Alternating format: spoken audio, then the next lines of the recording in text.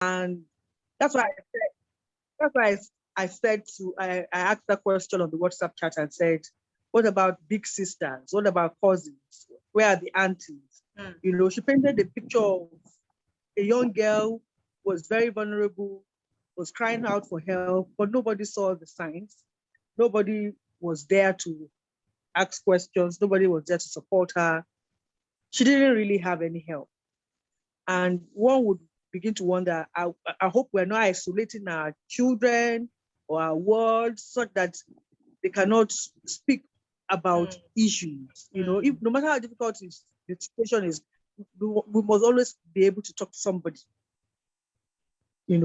without fear of being judged, because I was saying, even that our friend who got our father to write the letter to say that something was happening. Of course, something was happening. Everybody knew something was happening, but nobody did anything.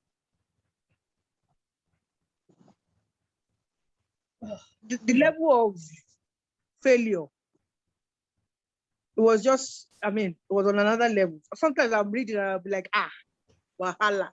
How can this be happening? How can this be happening? And I said to myself, okay, it's a book. But again, it's not really a book like that. It's actually still real life. Talking about ourselves. Omola, we've not started. You're already raising hand. You people, wait first. I get it. Like to talk. I get it. The blood is hot. The blood is very hot. I'm going to see you, Bukola. As well. Okay. Because I went to boarding school and I need to talk.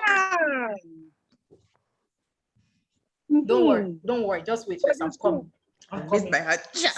So that by the time I'm going to get my glasses. Please Everybody's wearing their glasses. Oh my God, that's true. Jesus Christ. It's a lot of glasses people. Yeah. Wearing is downstairs. I just noticed. Sure, it's a book club. So I wanted to do intro so that we'll know the starting point of so we'll know the starting point of what's it called when I'm editing and stuff. Yeah. Anywho, so welcome everybody to Book Club Sunday, and we are discussing this Genge book today. Yeah, so I know we have a lot to talk about. Everybody has thoughts that they've been keeping since like second week of the month, and because of that, so that we don't just go around in circles and end up saying the same thing, I found that the discussion questions at the back of the book, if you have this edition, at the back of the book, were actually pretty decent enough and covers everything I think we'll be able to cover in a streamlined manner, if that makes sense. But yeah, so we're going to start with that. Yeah? Sorry, can I just say something, that the only thing you have against us that we have the more beautiful cover is because you have discussion at the end of yours, and we don't have. Well, that's what you get for having fine cover. Hey, The cover is fine inside and out. I have it, but there's no discussion questions. Was I? Maybe it's just the paperback of this one that has. I'm probably. Yeah. I have it. And there's also interview with the author at the back. No. Hey, that's how we go. Anywho, so let's start. Yeah.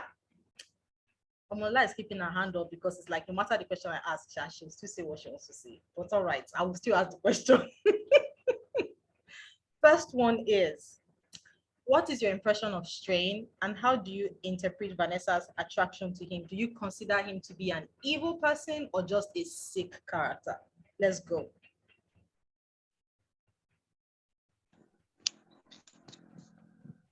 Who's going first? So we should be raising our hands up. Yes. Lola, your hand was up. We'll start with you. Then Bukola. All right. So this is obviously someone who is very meticulous. He has premeditated this whole thing. Why do I say that? he got is it vasectomy that guys get? Yeah, vasectomy. So I almost want to feel that he has been doing this thing and realized that, okay, these girls are now, he has graduated to a different set of girl, older. They are prepubescent and does not want that evidence, where they will be able to handcuff him. So this is his MO. He knows what he is doing. He is vile.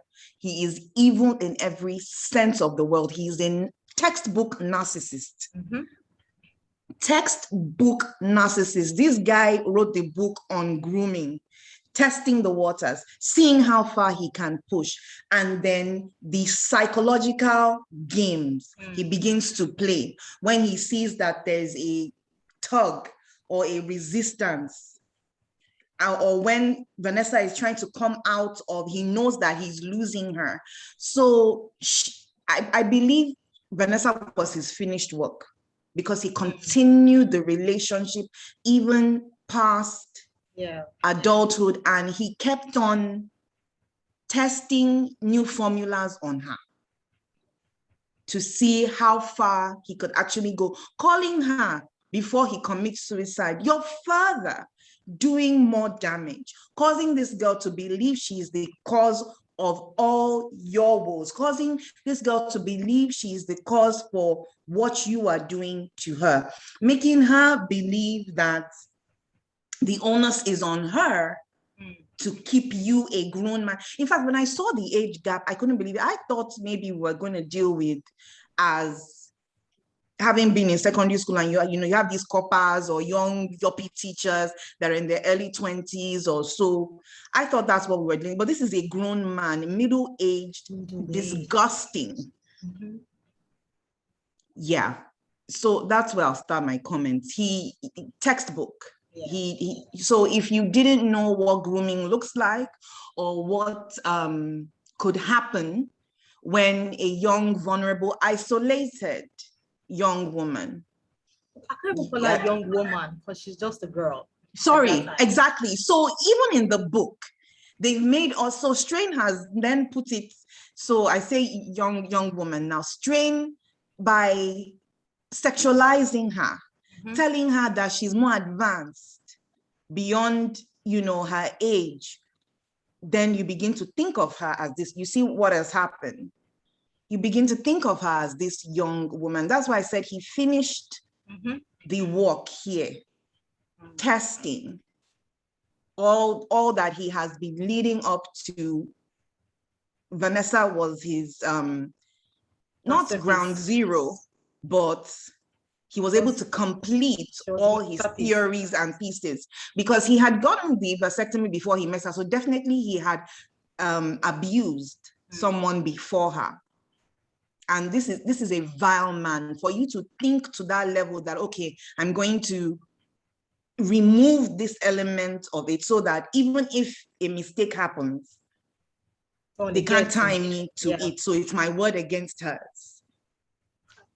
And setting up the email trail. He just definitely. He had calculated everything. He had calculated everything. Every turn in the road, every kink, he had an answer for. Okay. Okay, Bukola. Lola, I feel you. I really feel you. One thing, I will start with a positive thing. You might not think there's positive, but one thing that I just thought that, do you know what? Some people are saying I cannot recommend this. I won't recommend this book to a child, to a teenager, to a young girl. But I think every parent, every auntie, every adult that has people, this book is good to see the way people can be. Sometimes you think, you this girl, you two, you're too smart for that now. But this guy was so smart that he got into her head. So for me, I think it is just how we adults can shine our eyes and see, because this girl was not sad at the beginning. She was happy, she was in love. Is saying that even when it doesn't look as if there's something wrong, there might be something wrong.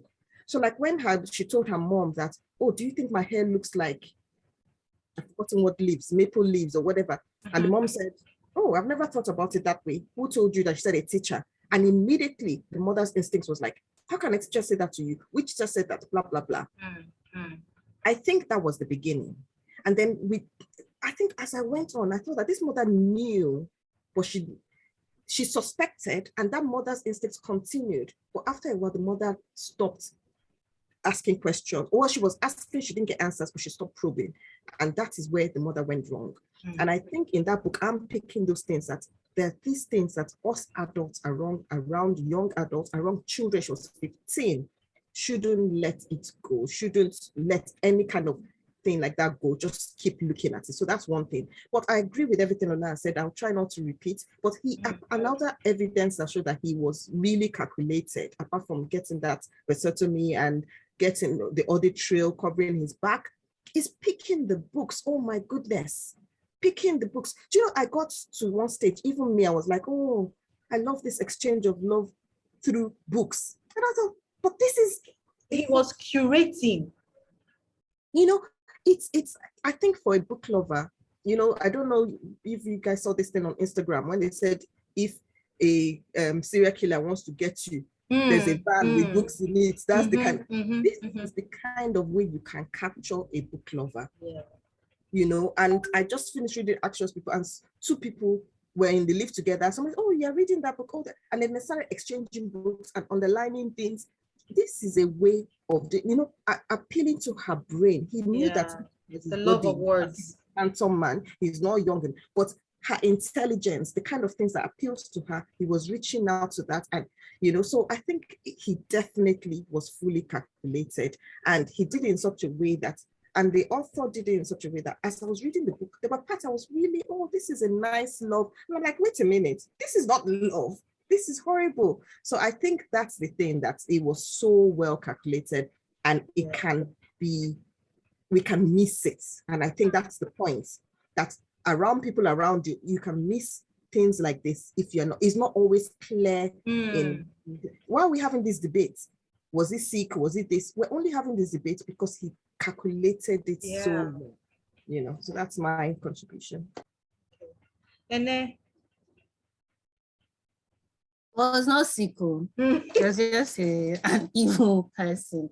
So there are people like this all over the place, but I think this is the first time I've actually read how vividly this thing can happen. I don't think he was a sick person. He was a very calculated person. I think the thing is that he would have been doing it for time, because you see at the end, she now said that he told her about other girls, like, oh, that he would be, even when she left the school, that he was still trying to groom other ones and say, oh, but I was thinking about you and imagining it was you. So definitely there were other people.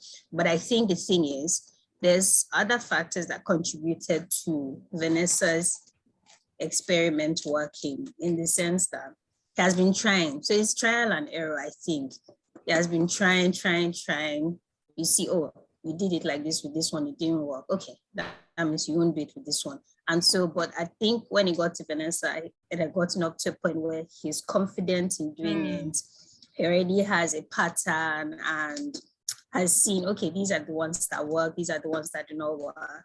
And then with the loner vibe she was given to, it was easy to remove her from the crowd and be able to say, so she can't speak to people. I think there's a note I wrote down. There's like a time where she was saying, where it felt like she was going to talk, and then he kept saying things like, we'll both get in trouble, but you get more in trouble, your parents you go to foster care and things like that.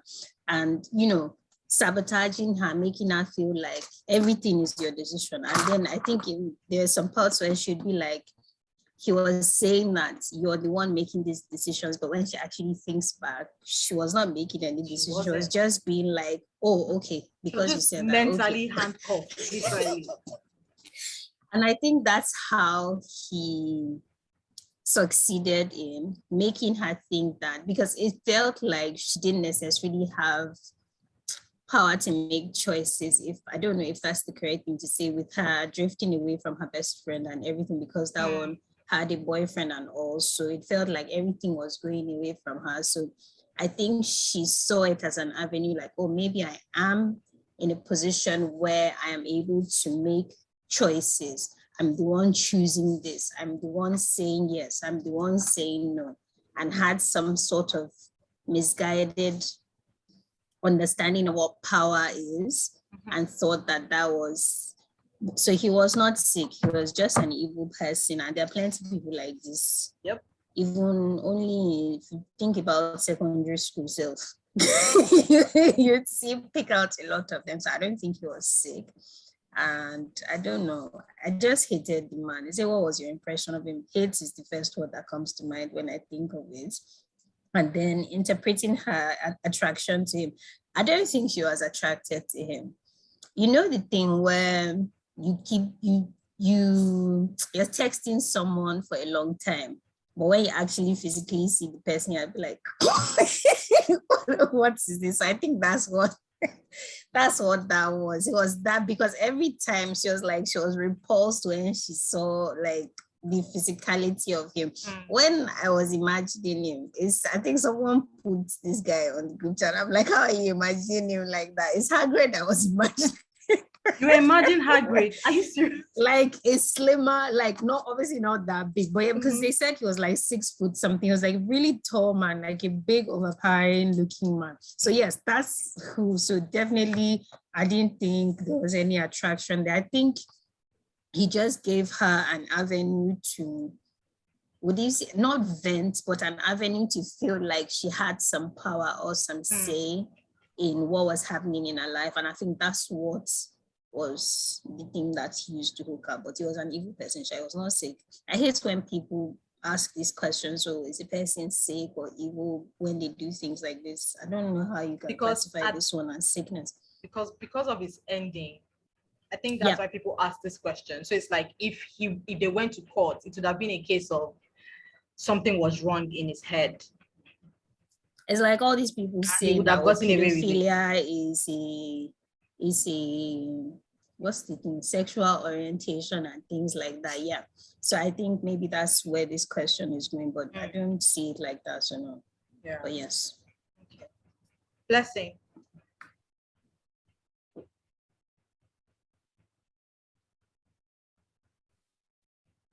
Okay, my network it's been fluctuating, so I don't know if you can hear me. Can you hear me? Yeah. Okay, so the question, just like Enes said, about if he's evil or sick, for me, I'm interpreting it as what do you call people who pedophiles? Are pedophiles evil or are they sick? That's what the question is about, because Train is like a representative of pedophiles in the society. So I think he's both. Yeah. He's a sick man, because if he's not sick, I don't see how anybody who is not sick mentally can be doing that kind of thing and do it not just once. If it was just Vanessa, it would be different. But I'm sure there were people before Vanessa and there were people that came after Vanessa. So he's obviously mentally sick. And the thing is that because of the perspective through which the story is told, we only know about Vanessa's story. We don't know his backstory. Maybe if you hear his backstory, you would, because most times people who have this kind of problem, it's usually something, maybe it was something that was done to them or something they were exposed to when they were young. I don't know, but I like to, the only way it makes sense to me, because I don't know how someone would be born with tabula rasa brain and grow up to be this evil. A demented soul. Yeah. Yes. But then he's also evil because of the way, like Lola said, because of the way he had his entire system all planned out. He already had like a plan and he knew what he was going to do. It was like a game for him. Yes. So there's something I wanted to say about even him. He knew he was evil, because if you watch, there was, especially after Vanessa had been expelled from the school and they were still meeting up, he tried, though he didn't try very hard, obviously, to dissociate himself with her. At some point, it was like he was even disgusted with himself, because he knew that what he was doing was wrong. He knew what he was doing was evil. And I think that's what ultimately led to him killing himself, because all the while he had been existing based on knowing that he's evil, but getting the like people not knowing really for a fact that he's evil. So he was using that to, as an escape to live with himself. But he couldn't live with himself knowing that he's evil and that people now know that he's evil. That's why he ended up killing himself. So that man is straight up evil, and he's also sick. That's what I believe. Okay. Okay, Dayo, I'm coming to you now. I get your part, Blessing. It's just I know how hard it is to understand that somebody can be born with this kind of mind, but I think this is where they got the definition of sociopath. Like you're doing something wrong and you're aware that you're doing something wrong, but you're still going to do it regardless because that is how you get your rocks off. So I think that's why I'm leaning more towards the evil person, because he's aware. Even if yes, it's a sickness, but he's aware. There's this self-awareness of this is my thing, and this is what gets me going. Because he could have had a relationship with that teacher that he was doing emailing with. There was the opportunity of that. So he's aware that even though this is not acceptable, like this doesn't not accept. If we say society acceptable, we mean like maybe having some quirks or something. This is not done, but he's very aware of that. And I think that's why he was trying to always cover his tracks. He said, it's an evil mind. What I meant is that, like, when he was tried, I don't know whether you'd even call that a trial in the school. Like, there's no fact to pin him down to say he actually did this. So he still had that public assumption of innocence or whatever that was going for him with whomever it was going for him with in the society. So he was using that to kind of live in this world of escape where he was using that cover to at least not really have the time to look at how evil he is as a person. So when it was obvious that part of his life was going to be taken away from him, he couldn't live with it. And I think that was why he killed himself. That's what I was saying. I have an answer for that, but Dayo first. Let's go. Dayo. Yes. Well, I'll try and answer. I will go and try and start from where she ended by saying that, that's part of why he's a sociopath, because he knew what he's an adult, for crying out loud. He knew they were going to ask questions. He covered his track. Even before the first move, he had his email. When his other teacher warned him that this girl might be catching feelings, he had a ready reply. There was no way. He took pictures of her. He documented the whole proceeding to cover his track. So he knew what he was doing. He's pure and simple evil. A sick, very, very sick and evil person. But then again, let's circle back to Vanessa. Vanessa started as a very needy person. She fell out with her best friend over the holidays because her best friend now has a love interest, a boyfriend. And I'm trying to think, young teenagers, first love, and all that. What makes someone feel so out of place, such that she doesn't fit into that circle? Your best friend has a boyfriend. One would think that at that time, what we'll be talking about, so what did you guys do?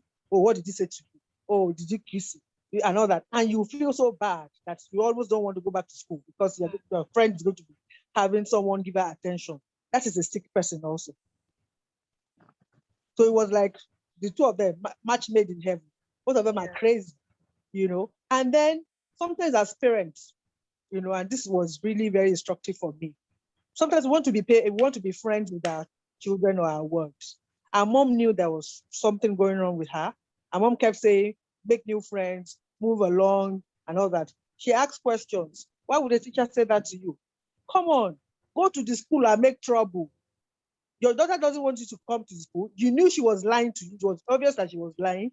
Take it a step further. Don't just let it slide. All in the name of, I don't want to upset my teenager. I don't want her to get up. Upset her. You are the parent. That's why you are the parent. Make noise. Cause trouble if you have to cause trouble. Everybody's better for it at the end of the day. Because if her mom has taken steps, they would have probably realized that she needed more support. And also maybe putting her away in boarding school would not have been the best choice for her. make sure that she's nearer you, where you can give her the kind of stuff. Every child, children are different. She was just a needy child who was looking for attention, and she got the wrong kind of attention. Yes. Ooh, feck. Okay, well, that kind of answered the question that I also had in mind. So we move. Now, Vanessa is on the age when she first has sex when Strain sleeps with her, but believes she consented and wanted his attention. Where do we see the line that separates consent and rape in this situation? If Vanessa had been 18 at the start of this relationship, would this have changed our perception in any way? Okay, let me start with someone who hasn't spoken yet. Ejiro. See how you struggled asking that question. How you had the first part. I know. It's crazy. It's crazy. Okay. The question is if she consented, right? That's the first part of the question. If she consented, because she felt like she consented. Yes. I think most times victims of people who have been sexually molested or abused or groomed, especially in this case, victims of grooming usually think they have consented.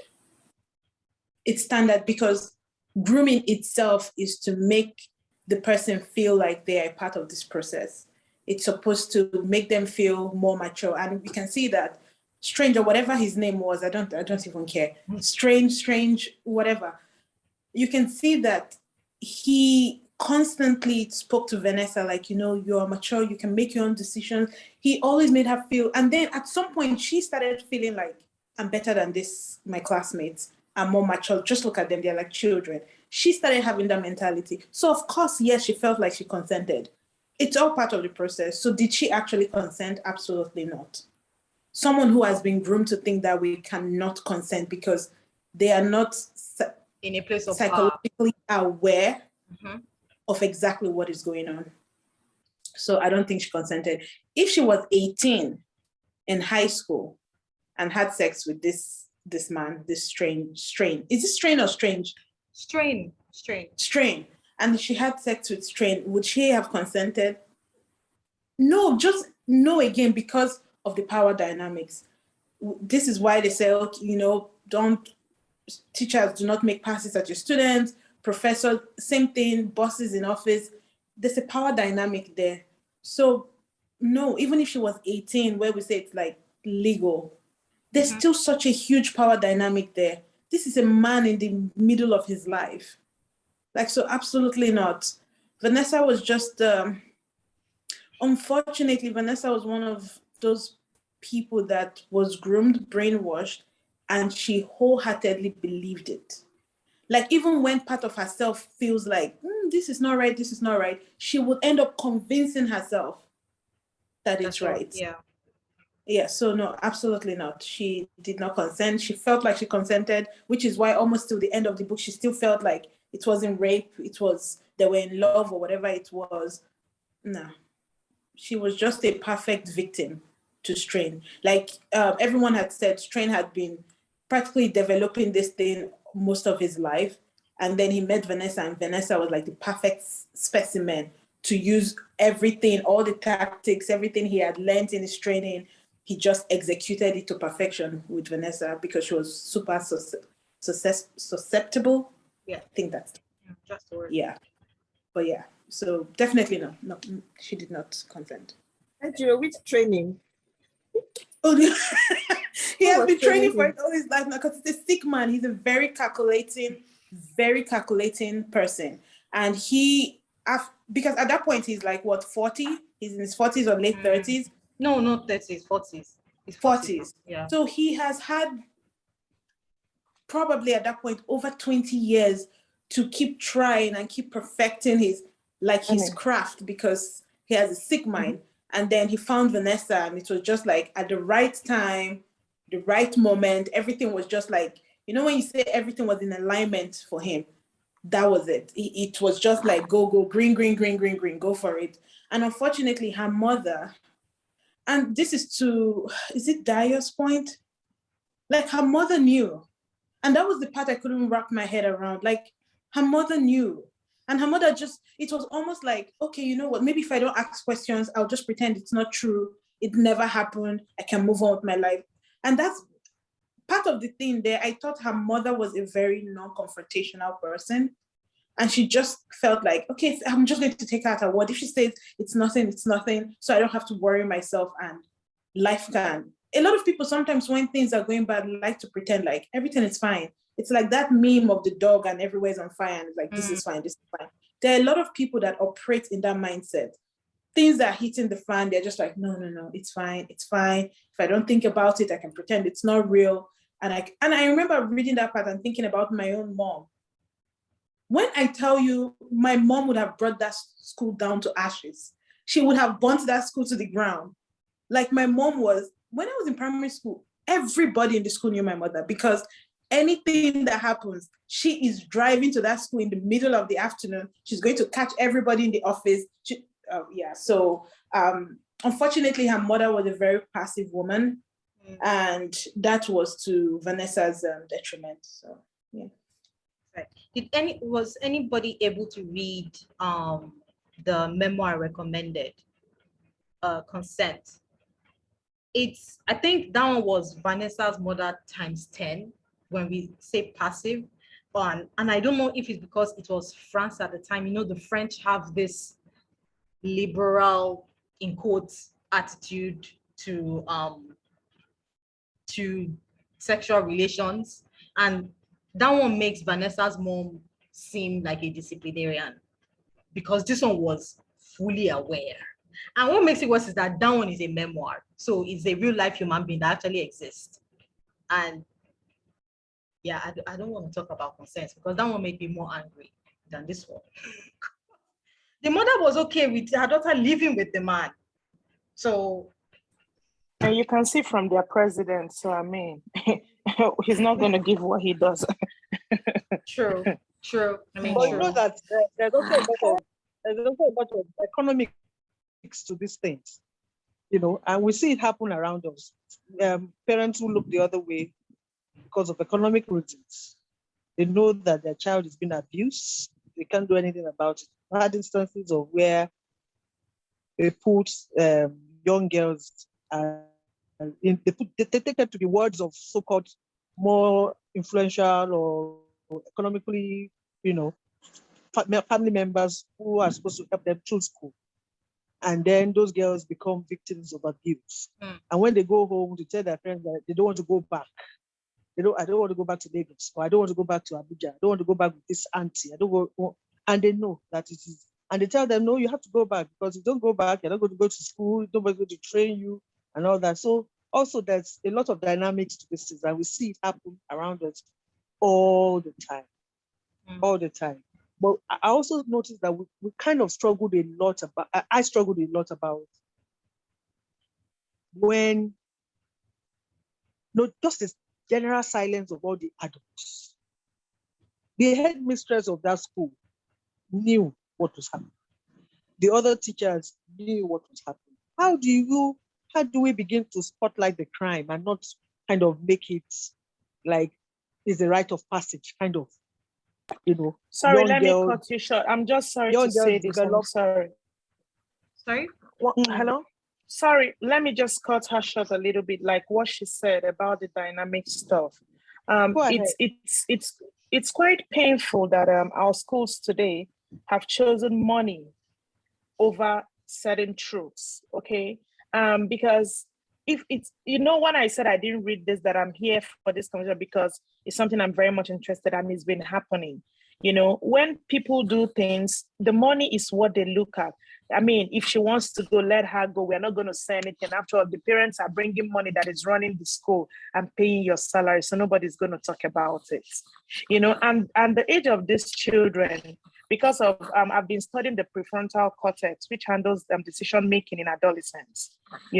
It's very weak at this point. And children at this stage don't even know how to take decisions. So anything you tell them, they go in for it. They don't know their left to their right. That's why, even in our secondary school, they expect these children to be magical. That is even the age that they don't know what they are doing. Academically, they are no longer sound. Decision-wise, they are no longer sound. That's why a lot of them get into crime. because of that particular prefrontal cortex that is still under formation. So when you say the teacher had the upper hand to deal with Vanessa in whatever way, because one, he's in a power of authority. If she doesn't consent, she's not going to even graduate. And this man was catching fun. In as much as he wants to do his evil, he was enjoying himself. He knew he was going to commit suicide at the end of the day, but he was having fun. And it's evil. And it's happening in our society. It's happening today. It's happening in our schools. Worse things are happening. I know it pain. It pain. Amy, Lola, your hand is up. Hi. Yeah, Hi. I just wanted to add to the conversation about consent.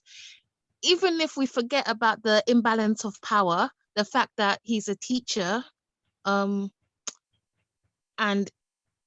there was no power dynamic that she could have been able to consent with someone in that superior position, even if we forget about that and pretend that maybe they're two 20-year-olds, in the situation where she went to his house and they went to get intimate, there was still no consent with her.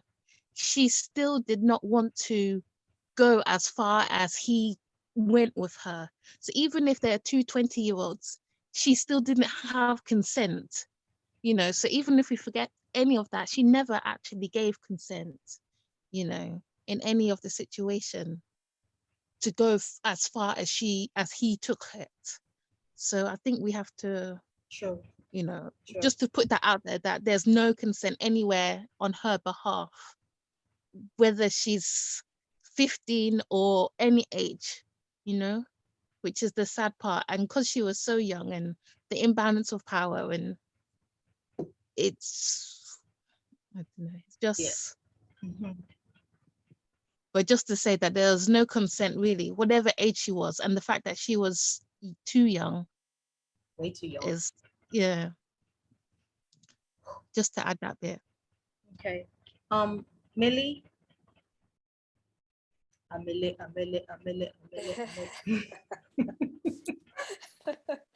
Hi everyone, can you hear me? Yes, we can. Okay, good. I just wanted to highlight a question. It was not a question. This is something that Vanessa said. She said that the difference between rape and I guess just consensual sex is a state of mind, right? Mm-hmm. And I thought that was very insightful.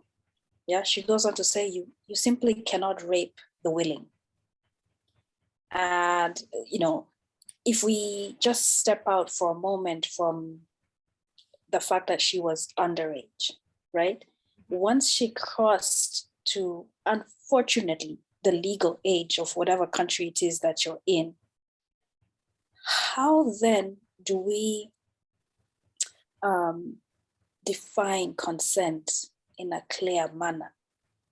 Because I'm sorry, but men, the way, I don't know if it's the way they're socialized, the way they run after this thing all the time, they develop skill. This thing is sex, right?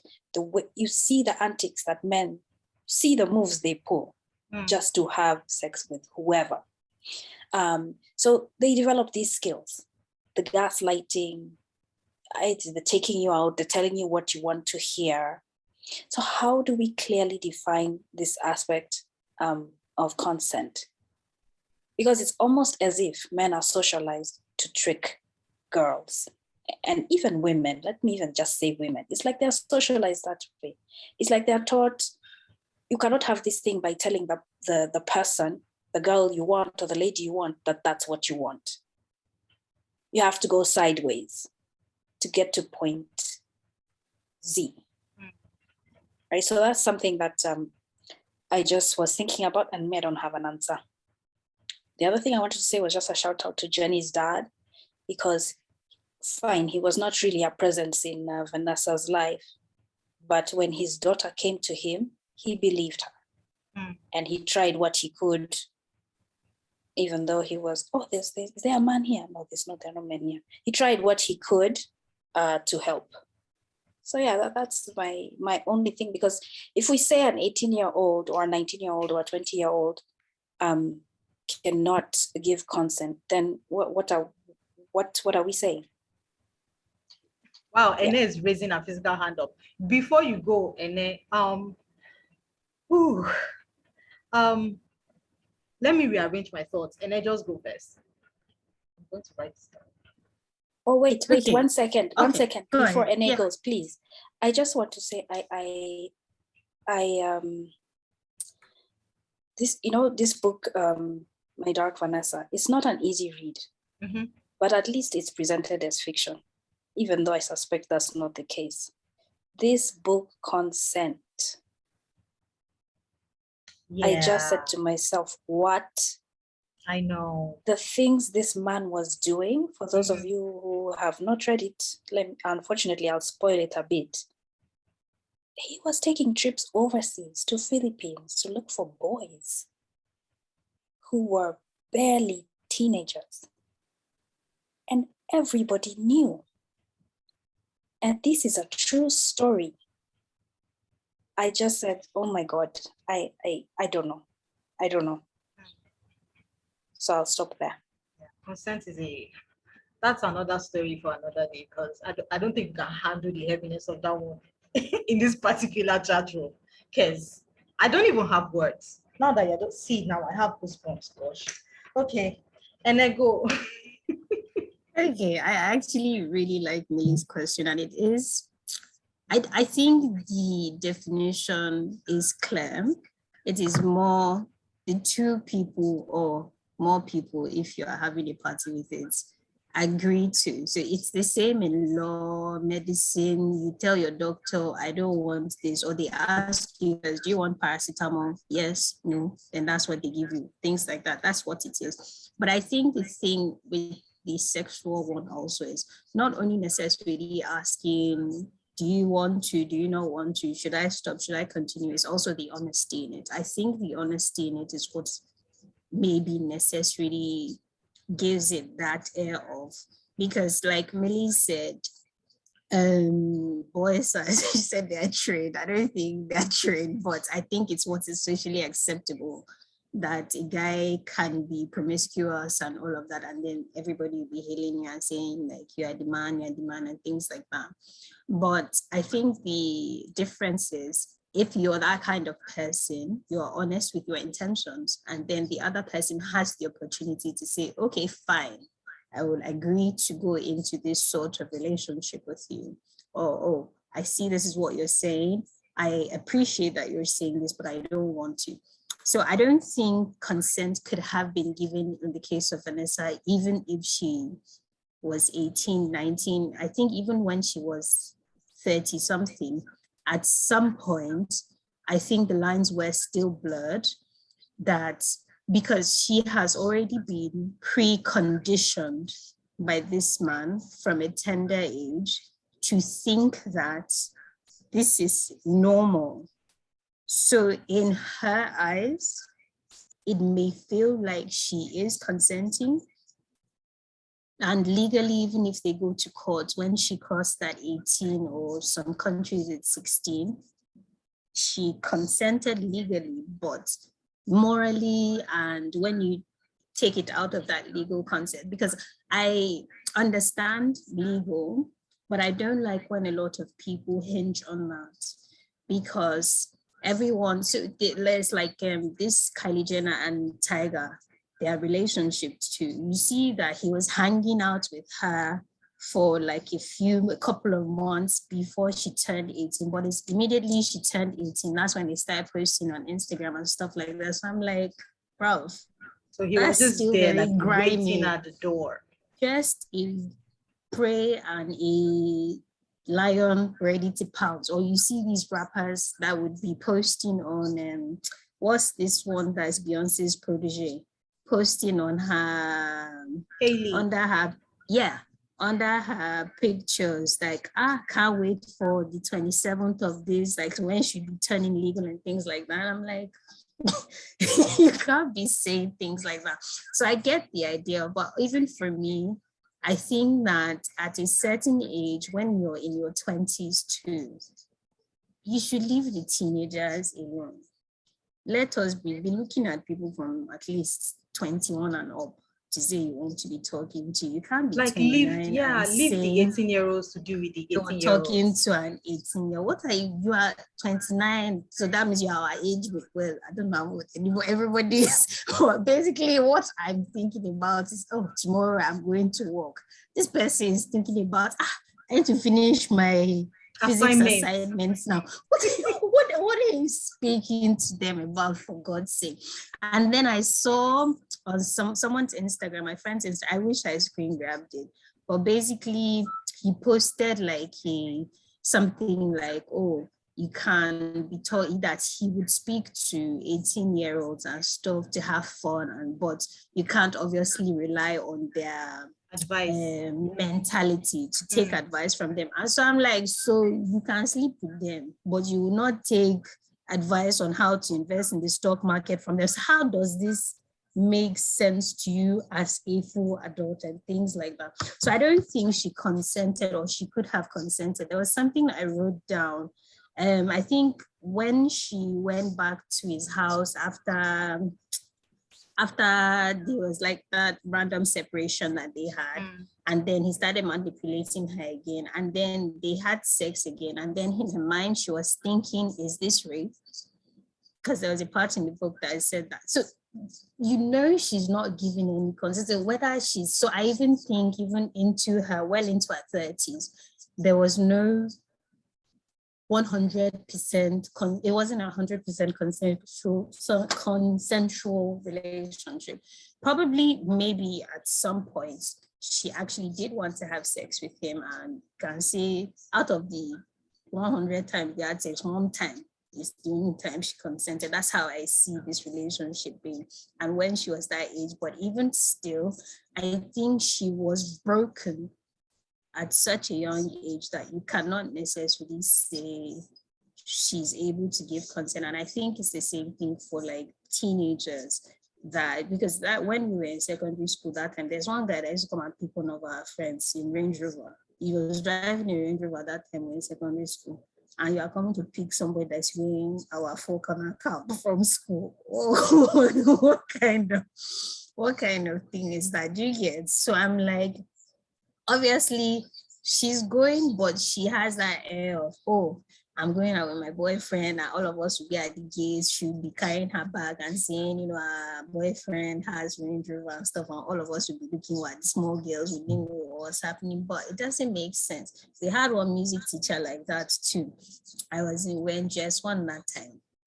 He was persistently pursuing this girl in class, and I think the other music teacher knew. So it got up to a point where, some of these teachers where you have like cool relationships with, that you could call them by their first name. It wasn't like because we had a cool relationship with him, we just didn't respect him anymore, because we saw him like, if you would dirty yourself like this or put yourself down like this for us to be able to speak to you like this. And then he kept pursuing, and everybody, I think all of us in our year knew. I think the thing is, we sort of had this rallying around that we were doing with that, because we didn't know how to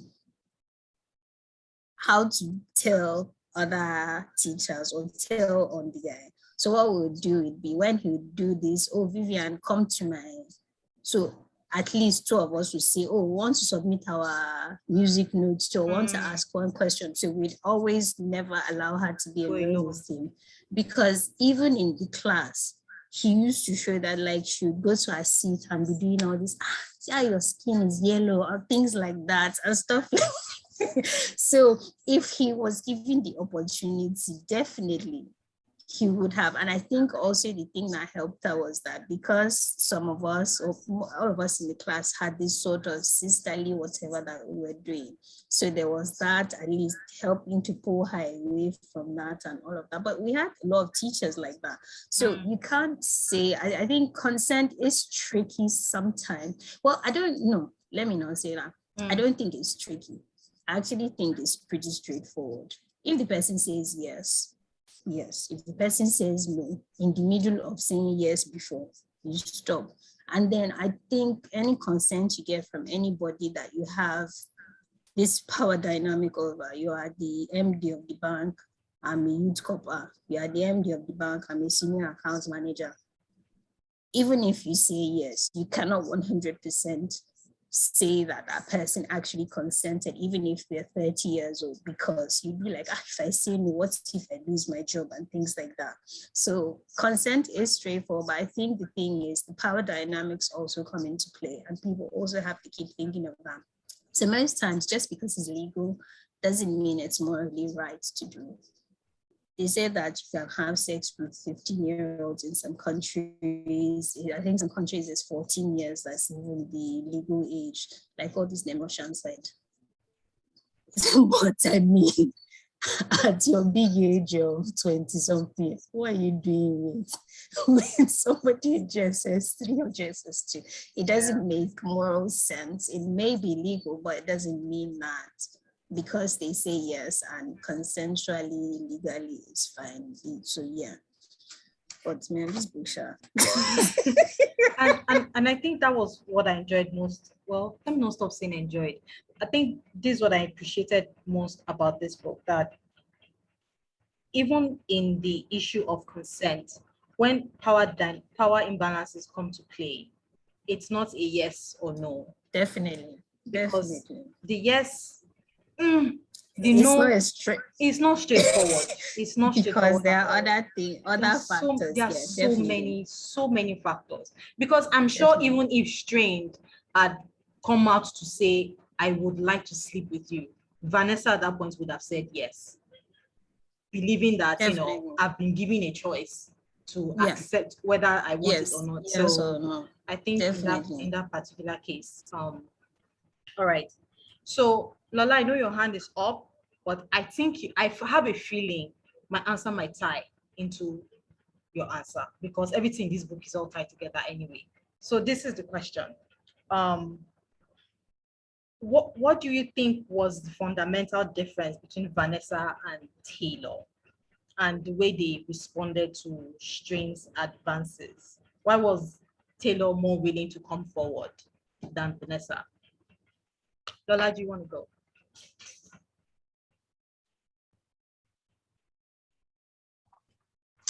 So I believe in Vanessa's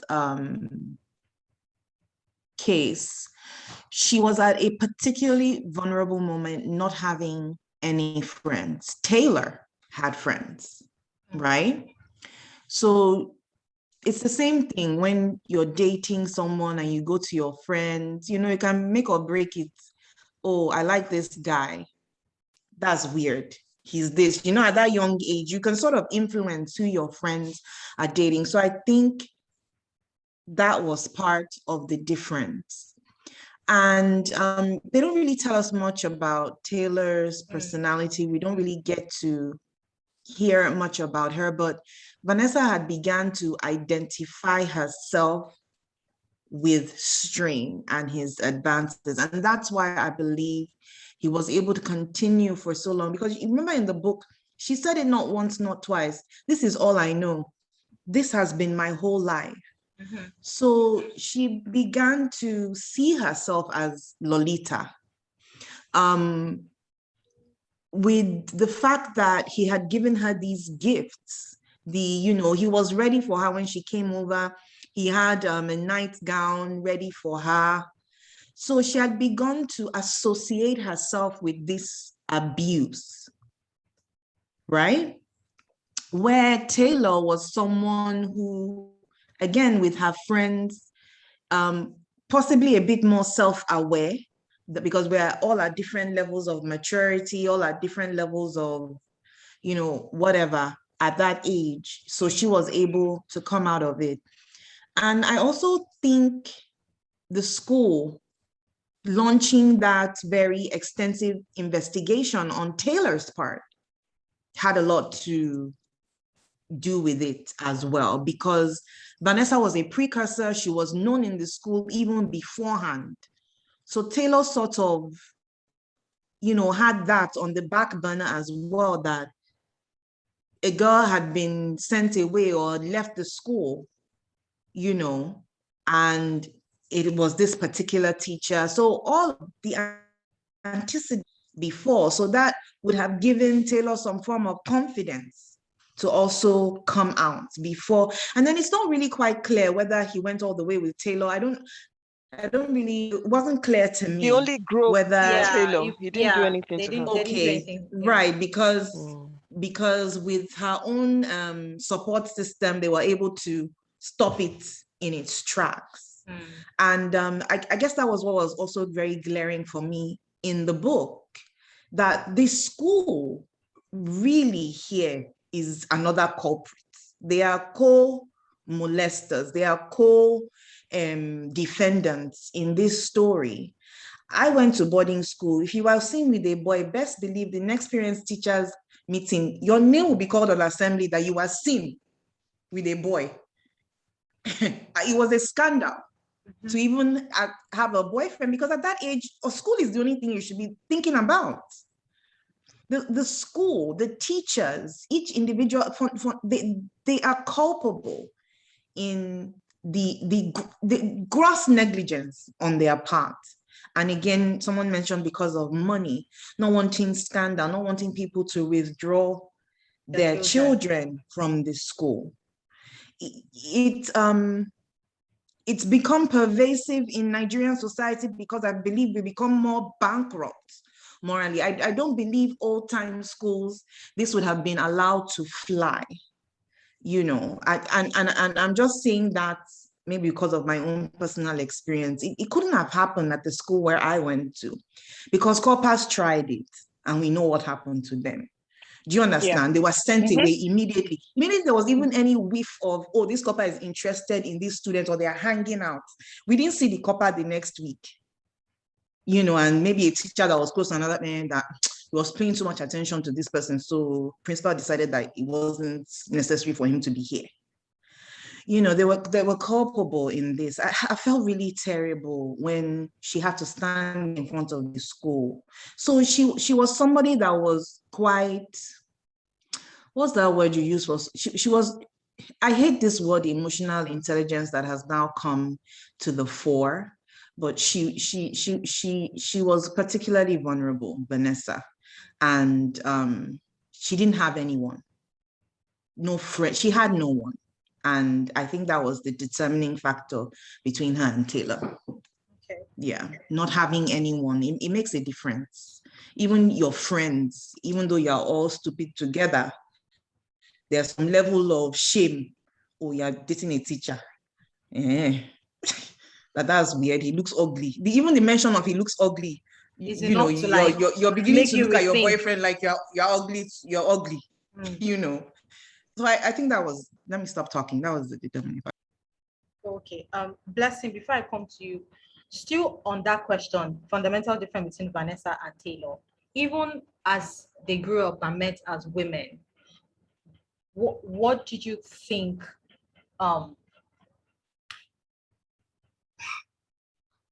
Why do we think Taylor was more interested in coming out at that age and answering the reporter or that person that was doing the article, and Vanessa was just like, I don't see a problem? Because I just felt at that particular time of the book, I felt like she had grown, even though she was aware of what happened to her.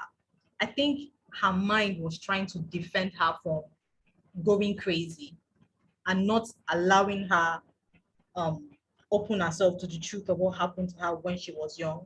So this was her mind helping her become a different person from that particular Vanessa, and not wanting to be defined by that Vanessa, because we all know that once anything like this comes out, it sucks. It really sucks. But like 80% of your identity is you were abused. And I feel like Vanessa, even though she knew what she went through, was trying to get away from that and did not want that to become her. And she suffered more than Taylor. So why do you think that is? And Taylor was more, we need to speak. Anybody want to take that? Ooh, Blessing. Let's start with Blessing. Okay, so the first question was, before I forget what I was going to say, about Taylor's, why, what was the first question again? Fundamental Why difference between Taylor and Vanessa. One could come out we more don't than the other. We don't know the backstory of Taylor's life, once again, but I'm going to just take a wild guess and align with what Lola was saying about the fact that Taylor may have had more people on her side that she could rely on for confidence, unlike Vanessa. And I keep mom and her parents and the way they handled the thing that happened, because it says a lot about, and the fact that someone said it earlier that she was already showing signs of being needy and wanting attention. So it shows that there was something lacking. Like, her parents obviously were providing everything that she needed physically, but there was something lacking in the emotional part that she wasn't getting, that she needed to fill in from somewhere. And who knows if Taylor was getting that from either her parents or from someone else, because I know that maybe both of them, let me take the chance and say that both of them were quite precocious children, because Vanessa knew what was happening before what happened, even though she didn't possess she wasn't in possession of the right mental state or whatever to give consent or not, but she saw something coming. And then Taylor, but the difference between her and Taylor is that Taylor saw it coming and halted it from the start. But Vanessa saw it coming and was just, playing around with it until she really couldn't do anything about it. So that's just what I'm going to say, because we don't have much details about Taylor, so I wouldn't know. But there's something else I also wanted to say. Vanessa, a lot of things happened. She denied that Strain was molesting her. She was expelled. She already had that black sheep identity on her, that stamp on her. Then at some point, she went back to the relationship with Strain, even when she was an adult, and she kept talking to Strain even before he died. So I think that she was feeling like, if this thing comes out, if I come out and I say this man raped me, how do I explain to people that someone raped me and then I still went back to him and then I continued the relationship? Am I not going to sound crazy? I think that was one of her major problems about the entire thing. Then the other question, I think this also answers the second. What was the second question? I can't remember again. Oh no, I can't remember again. What's my second question? Okay. I think the second question I don't know again, but it has to do with something about. It has to do with both of them being adults now, and one is more willing to come forward. And the other one isn't. Yes, so there are two things. This one I just said down is one part. And then another part is that I kept thinking that, she kept saying, he didn't even sleep with her. Did he sleep with her? She kept asking, did he sleep with you? Did you sleep with her? She kept thinking that if I, the person who was molested, who all these things was done to, I'm not able to find my voice to come and talk.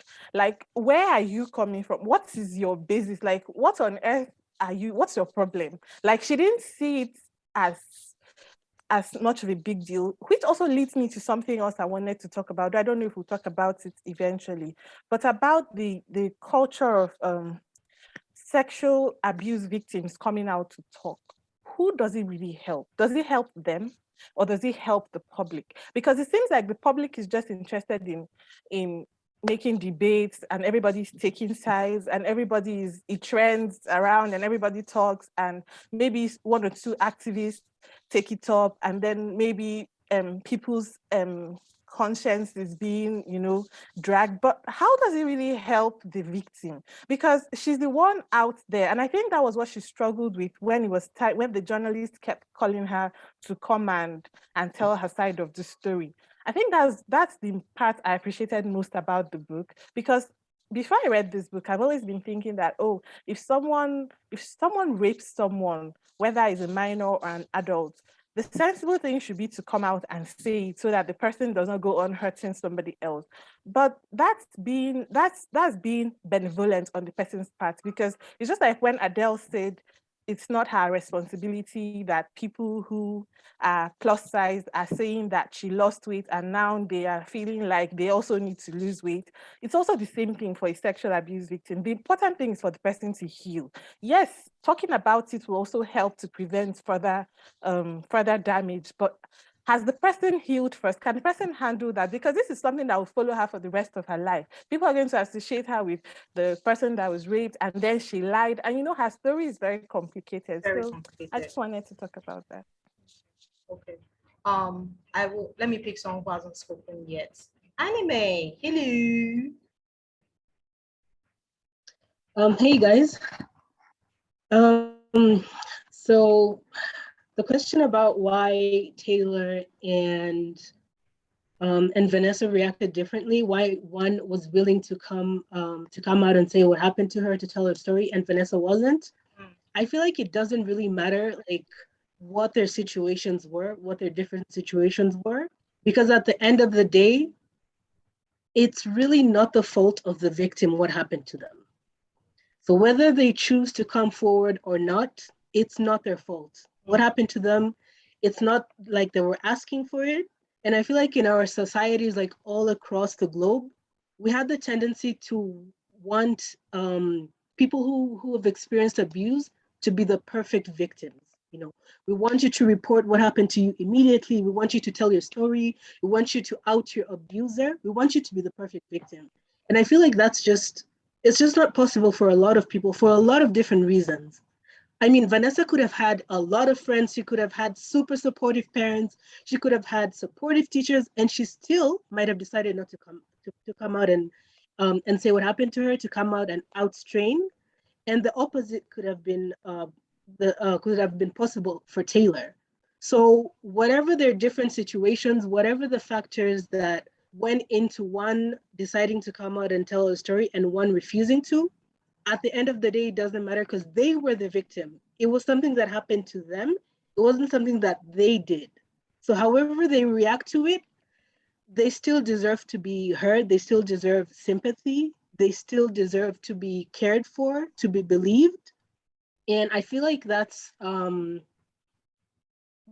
thing I took away from this book, because it doesn't tie, like the story isn't tied up perfectly. Yeah. And I think some of you brought it up in the chat that you wanted it, you know, to end perfectly. You wanted her to maybe take the stuff that Strain gave to her and take it to the police or whatever. But that's not how it happens in real life. Victims of trauma do not have perfect endings. They don't get their perfect ending. Some of them never heal from the trauma until the day they die. That's just real life. So for me, I felt like Vanessa's story was it was very real. It was like, you know, this is someone who went through trauma and this is how she dealt with it. It's not pretty. It's not what a lot of people might want her to do, but this is just her truth. And this is the truth that a lot of people have to live with in our societies. And we have to contend with that. We have to understand that, and we have to be more proactive in supporting victims of abuse, because we know that a lot of them might not want to come forward. So we have to be proactive in giving them the support that they require to at least, you know, start their healing journeys. Okay. I'm good. Lots of angles there. Okay. Dio. Thank you very much to the last speaker, and I support what you say 100%. Also, because I actually felt very weird when I was reading the journalist who kept hounding her for an interview, saying, "You need to talk, you need to talk, you need to talk." I mean, people will talk when they are good and ready to talk. That's one. Two, Taylor and Vanessa had two different experiences, because Taylor, for some stroke of luck, didn't have to go all the way. I think she was in a better state of mind to be able to say, wait a minute, can I put a spotlight on this person? Can we make this about this crime? Can we put a stop to it? Can we ensure that this man doesn't go on to abuse other people? And that was where Taylor was coming from. But Vanessa lived the most horrific of all experiences, which even at the point where we're reading the story, hasn't come to real full terms of what she went through. She was still in denial about some of the details. And she's going to need a long time to go through therapy to unravel that experience. But again, one thing that came to my mind as we were having this conversation is Vanessa happened to be an only child. I don't see we see any sibling at all in the picture. So then again, we say, does that play a factor? Is that a reason why she needed attention? She wanted to belong. She needed, and in that way, then became vulnerable. Also, when Taylor was speaking to her, that conversation at that coffee shop was just the weirdest conversation, where she even tried to distinguish between who a pedophile was and try to normalize the fact that adults can be attracted to younger people and all that. And in my mind, I'm like, who did you this bad thing like this? How in the world did this happen to you? So yes, victims, their experiences are legit, their experiences are different. But then how do we, and society, we like this too. Some of all these people saying that she should talk. What are they really going to do about the story? If she comes up to say, this is what happened to me, and you write a newspaper article about it, what then happens? What happens thereafter? And I think that's the question, and that's the reason why a lot of victims or survivors just say, please, can I just move on with my life? Because sometimes the process of even talking about it, they become victims all over again. And then because we begin to ask stupid questions like, how could this have happened to you? How could you have been this stupid? Didn't you see this as a red flag? And things like that. So we have a duty even as society to understand what the process, how do we help victims? And sincerely, talking about it might not be the way to help victims because issues of stigma is real, and we do it all the time. Even when we say we're trying to help, even going to police, somebody says they should have gone to report to the police and all that. The access to justice, the criminal justice system is a slow, winding wheel that just goes on and on and on and on. So for instance, if a rape matter is reported today, then the police carries out the investigation. The victim is trying to heal, at the same time trying to go back to normal life, day-to-day life. And then maybe 6 months down the line, somebody's putting a question to you in open court and saying, was that the first time you had sex? And you're wondering, what are we here to do? So sometimes victims don't want to go through that experience. And sincerely, across in every society, that we see, and I'm sure that on this group, there are people from different areas in the world, America, Europe, UK, and all that. The system around victims, victim protection, getting justice is just not working. It's not working. It's not working at all. And I cannot help but put it at the doorstep of patriarchy. Honestly, I cannot help but put it at the doorstep of patriarchy. You need to control women's body. You need, that thing that society have normalized, that our body is it's not the pleasure of. It's not at the pleasure of men. That is why a 42-year-old man or 45-year-old man teacher will look at a young girl and it's okay for him to touch her. How? I beg, I don't vex. Yeah. Okay. So we'll go to Chisom first, and then Ene and Ejiro. Chisom, still there?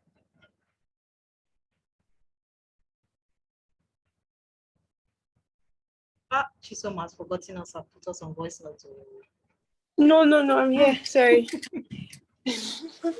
Okay, I'm here. Good evening, everyone. Hi.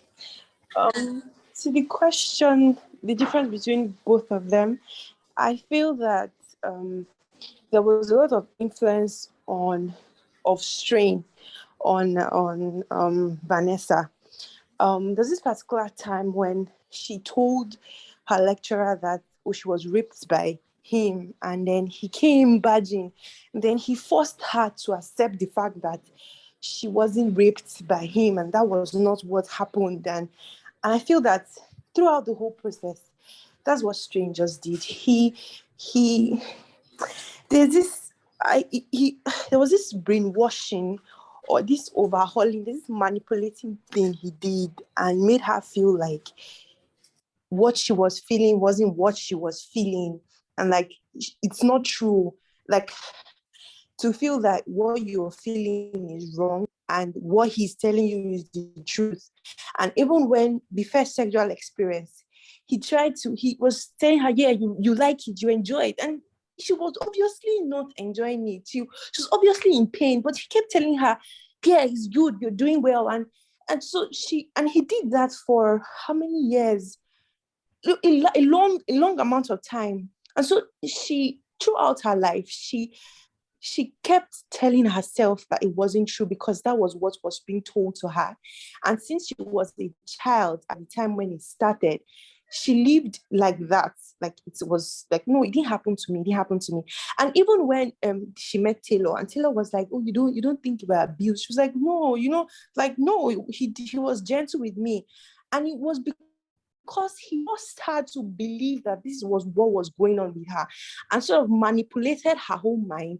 And she could not, people were like, oh, you're a third party, and you're looking at it and you're like, oh, obviously you're being abused, but she's inside. She has been brainwashed, so she doesn't feel that, this was what was going on with her.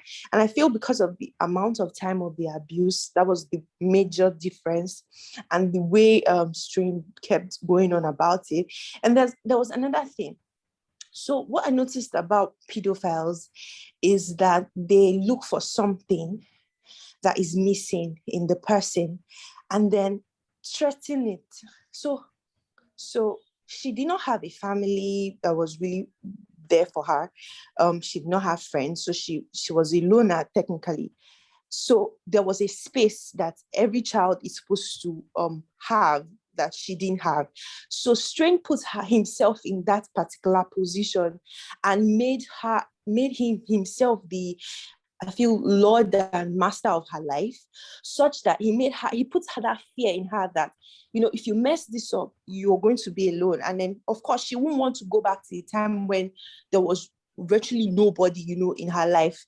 And that's sort of, I feel, the whole thing everybody is talking about support system, because there was no support system. That was why, she kept holding on to it. And even after she left the school, she kept going back. It's like you there's nothing there for you. You have nothing. This person has been a major figure in your life. So you keep going back, even though it's abuse. You feel that something is going on wrong, but then it's like there's nothing you can do. You don't feel that anybody can understand you. I don't know. I've seen a lot of things, but I hope I'm understood. Yeah, you're making points. Yeah. So you don't feel that anybody can understand you, especially because you are in school, you're 15, your mates are not experiencing what you're experiencing. So when you tell them, it's like fiction. It's like, wow, everybody that kept hearing it was like, oh, you are a legend. You mean you slept with your teacher? People are not looking at it from this person is abused, and the person that saw it was that her friend, and they went through and that's why I didn't like all the adults in the book, the teachers, the principal. They just allowed her to they were not really, really like trying it. And I think why she did not want to talk was she was afraid of a break. I mean, she will not be with this person that is the major person in her life. So if she reports what would be her life? Like, there's nothing. Her family is not with her. Her mom is not there. There's no friend who genuinely cares. And someone like that is really hard for them to, make friends, have connection with people. And you will see that it's affected her relationship with everybody, like moving further. So, I think that's what majorly affected her. And for victims of abuse, many of them don't know how to come out because they cannot deal with the fact that the next person doesn't understand what exactly they went through. It's not that, oh my God, oh my God, I can't imagine what you would, like, nobody wants to hear that you can't imagine what they've gone through. It's like they are probably in it and you're telling them, oh my God, I can't believe you. What? Like, and they feel that when you tell them that kind of thing, it makes them feel much lonelier, and then it affects the whole process. So I really feel like the solution would be being there for your loved ones and being able to let them know that you are there for them, and having a no judgment center, even for your own children, for your friends, making your friends know that they can talk to you, even if they mess up, you're going to be there with them and for them. Not necessarily that you're going to support them in the bad, but then you're going to be there for them, that kind of thing. And once you're able to do that, everybody knows that there's somebody they can go back to. And if you are going to be that person, then it's good that you're saving one person or one victim that could be however, sure. But I hope I made a lot of sense. You did. I said a lot of things. Okay. And then Jiro. Okay, so I think the last thing Chisom said is essentially the fundamental difference between the two of them, I think. That having the avenue, it doesn't have to be parents. So when I was younger too, like teenage, secondary school, my parents were not my first point of call. But I have this auntie from my mom's side who I knew I could tell anything.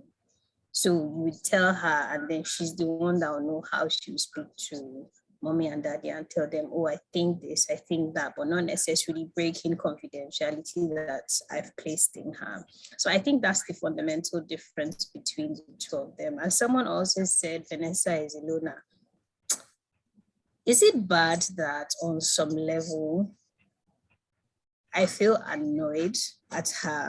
I know she's a victim and everything, but at some point, I just want to shake her and be like, you can't be this stupid. Is that a bad thing to... Well, you're reading it as an adult who now has sense. Okay, so yes, maybe I think that's it too, but definitely also with the times, because I think when Taylor's own happened, it was more modern day. Not modern day per se, but yes, but there's that social awareness, or that this kind of person at this age is not supposed to be talking to you like this, not supposed to be touching you like this. If this happens, you're able to speak out and things. So I think there's that difference. But with what's her name? With Vanessa, I don't know. I think the fact also that there were too many factors, I think, against her. She did not have a good family support system on.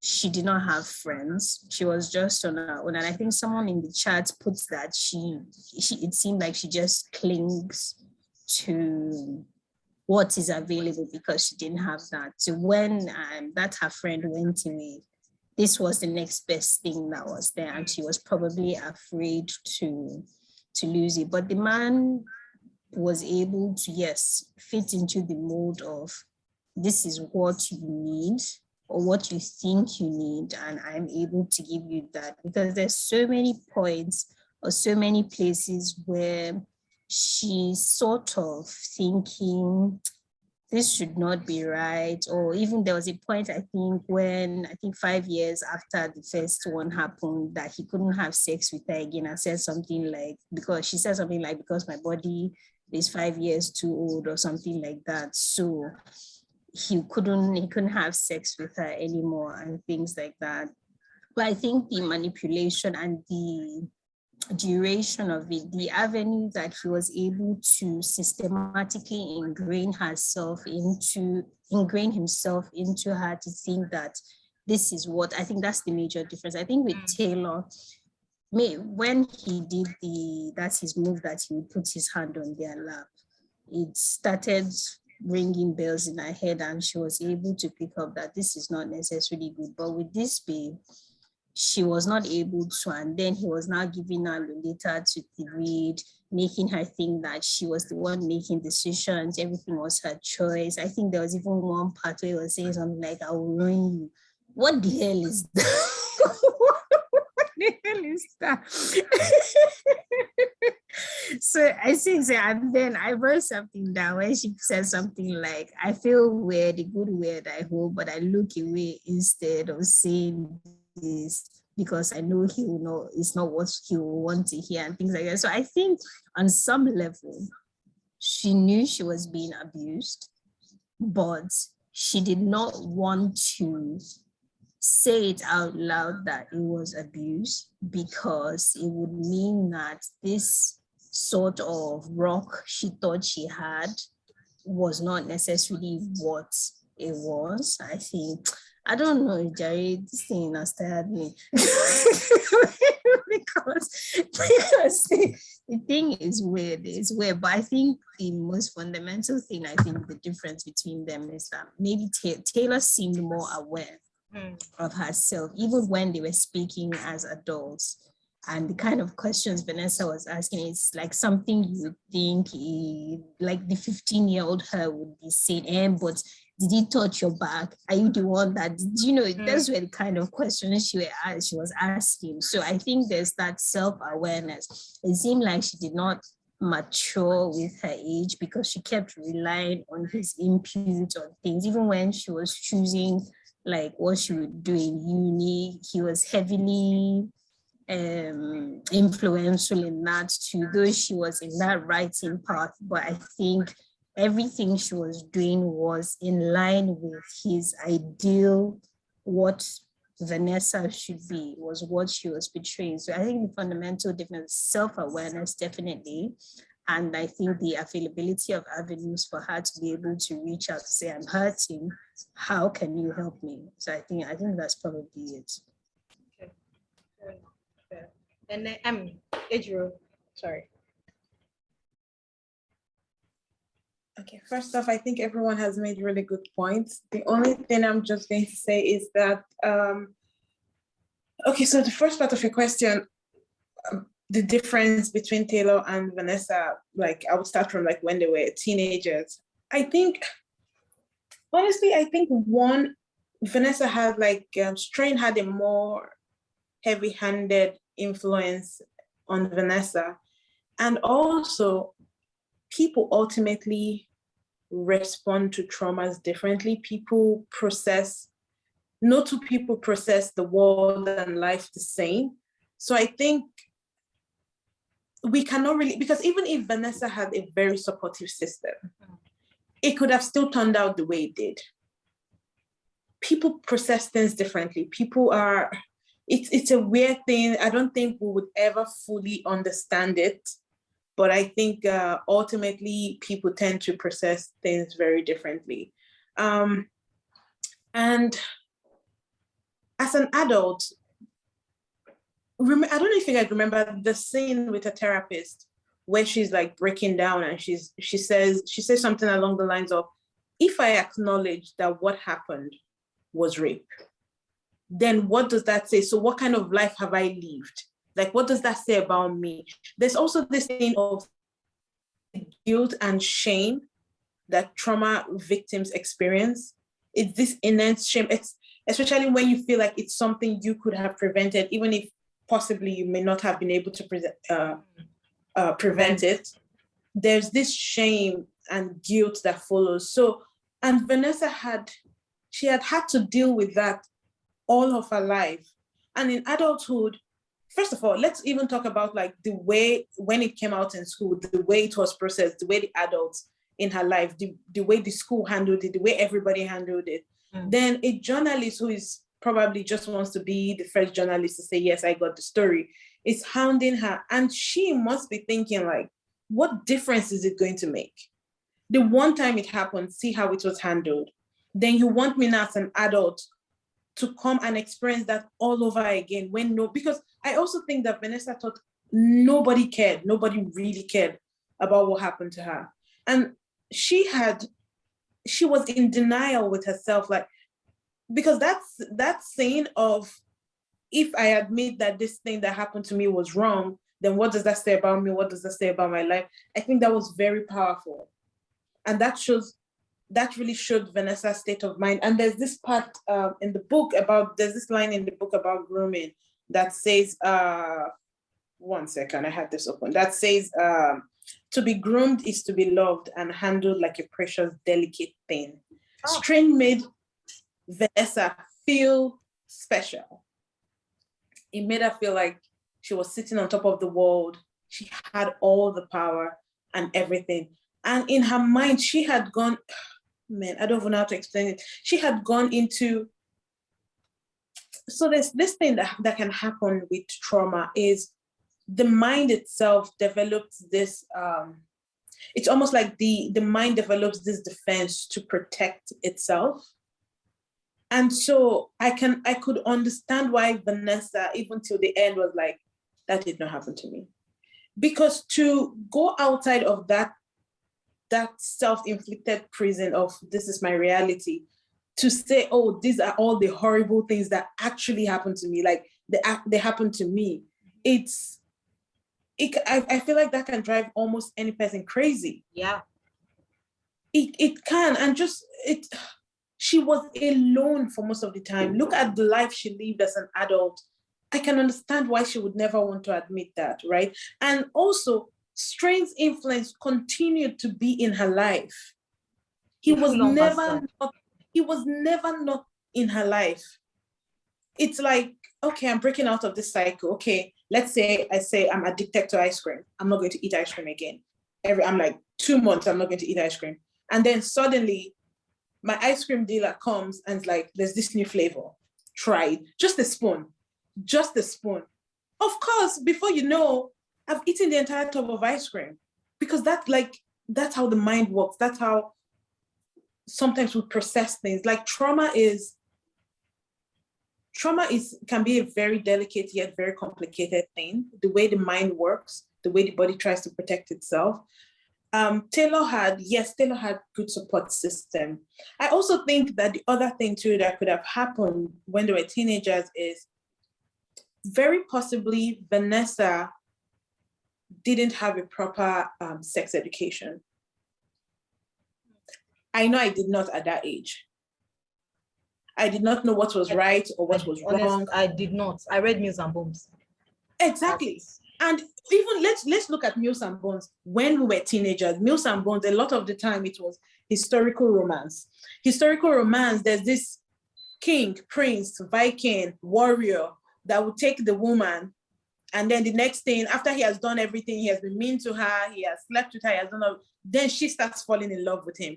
That was our idea of romance. So even putting myself in that situation with Vanessa, let's say that was my life and that's what I've read. Nobody has told me anything about sex, about consent, about anything. Of course, I would think that, okay, maybe this is how it happens. Mm-hmm. I might not particularly want this guy, but I could also have a fairy tale ending.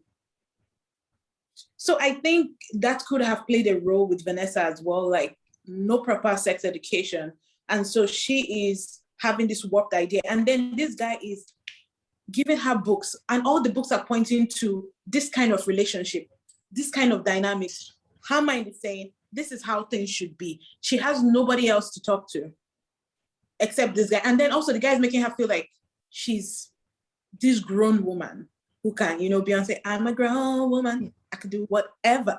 Exactly. He's making her feel that way. And Vanessa is looking at her peers in school like, these are children. They would never get it. They don't understand me. My mind is so complex and so grown. And at 15, you can imagine how easily a teenager will be like, you guys think too small. I'm big. I have conversations with adults. Like I'm grown at this point. That's how. So if she's seeing her peers like that, she's definitely not even going to want to talk to, who was that girl, the one who came to her, the one who told her father? I can't remember her name, but she's not even going to want to have a conversation with that girl because in her mind, it's like, you can never understand. Sorry? Her name was Jenny. Jenny. Yeah, thank you. Can you hear me? Jenny, because she's like, Jenny cannot understand this adult love, this relationship. Jenny is a child. Nobody's going to get it. And of course, my parents will not want it because their baby girl dating this.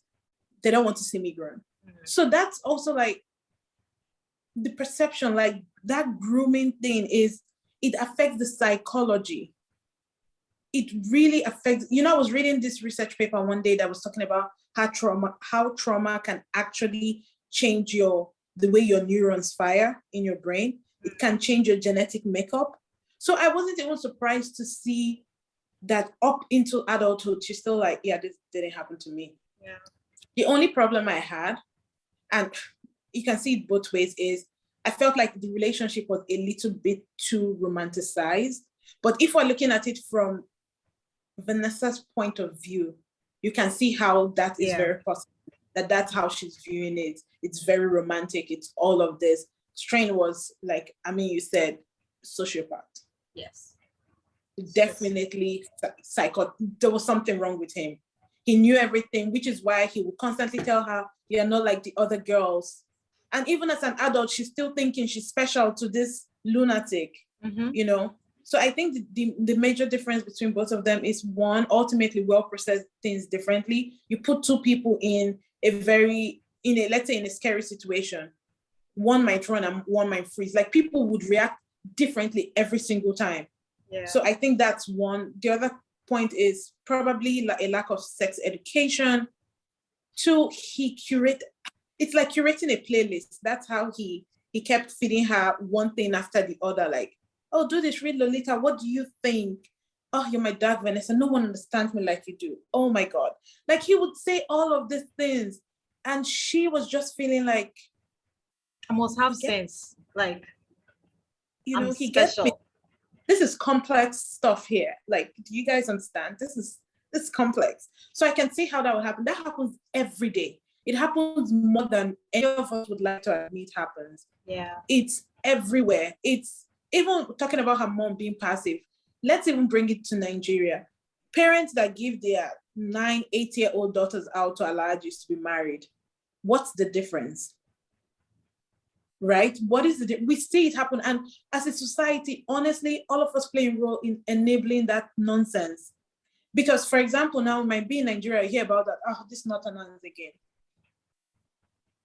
That's not my problem. They're in the north, you know? We see it every time. We just have to, honestly, I feel like maybe one thing we can all take away is try to speak up more, people. When you see something wrong, you know, to speak up.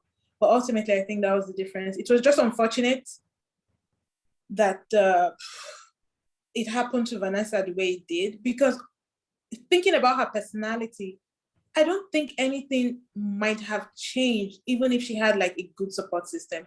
Vanessa ultimately was someone who enjoyed being alone. Not like there's anything wrong with that. She was just a loner. And she was a loner that was just easily susceptible to words and things like that. So I don't even think anything might have changed. The only thing that might have changed is if her parents, when they noticed it, if they took immediate action, that might have pulled her from that environment into something else. Even when she was expelled, her parents never thought, let's put this girl in therapy. Yeah. Let's have family therapy sessions where we can all discuss this, find out what the problem is. They never did that. And I feel like that's the only thing that might have changed for her if her parents were more active, if they had gone ahead of the situation, taken a hold of the situation, like, okay, maybe this has happened now. How can we help our daughter heal? How can we make her know that this is wrong? How can we make her move forward and have a safe, you know, healthy life moving forward? But nobody did that. And then there's this journalist just popping out of nowhere. I hate that when people say, oh, you have gone through something. Oh, okay. Tell me about it. Tell me about it while I'm with my pen and paper. Tell me about it so that I can publish a story and then forget about you tomorrow. It's very disrespectful. But yeah, that's all I have. Okay. Dayo and Millie's hands are up, but we have gone past our time, so we'll have to be rounding up, and which is where I will come with my final question. Over 5, what would you rate this book, and would you be recommending it to anyone? That if they Adrian is saying 4. Dayo, do you want to go first? And then Millie. Oh, everybody has 4 up. Okay. Well, I'll be recommending this book to. Okay. Sorry, go ahead. Yeah. No, go ahead, please. Yeah. Dayo. Okay.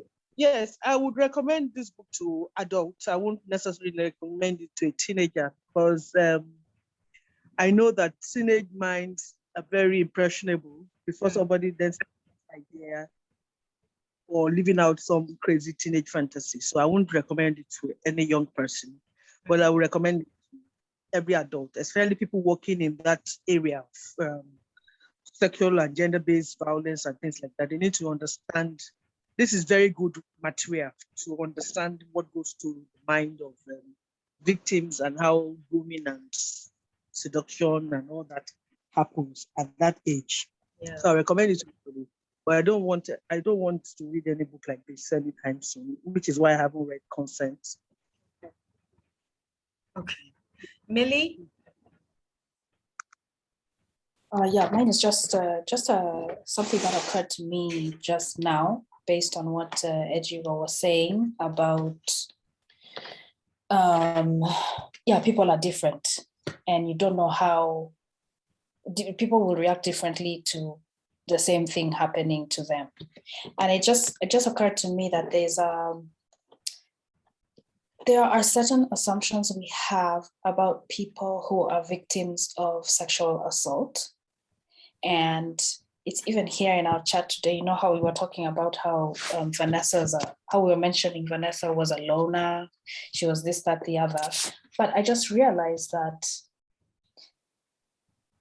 Strain, call him Strange, was, it's not that, maybe there are certain things about Vanessa's personality that allowed him to go as far as he did.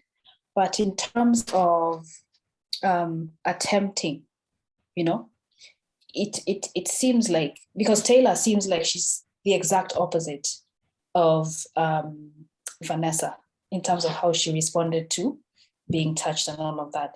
So it's not so much, there's this assumption that, oh, she was like this, that's why he zoomed in on her. I think as for the way Strain was presented is equal opportunity. Yeah. So I don't know what the solution is, because there's something about you that's wrong with you, that's why this person came to you. So I don't know what the solution is to what it is you can do for young girls, because I think all of us, and she even mentions it in this book, she mentions something like all girls have old wounds.